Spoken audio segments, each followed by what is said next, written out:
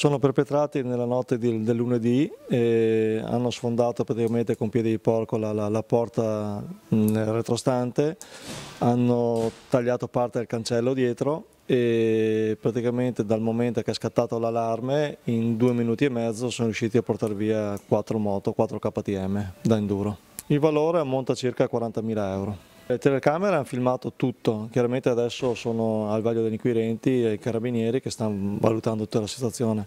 Purtroppo questi furti nel Trivento si stanno perpetrando continuamente perché essendo anche colleghi di lavoro che adoperano nel nostro settore, purtroppo ne sentiamo uno ogni mese praticamente.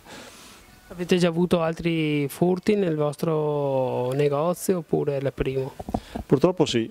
All'inizio di quest'anno abbiamo avuto un altro furto che ha sfondato lo stesso la vetrata e sono entrate 4-5 persone, anche lì in 3 minuti e mezzo sono riusciti a portare via 4-5 moto.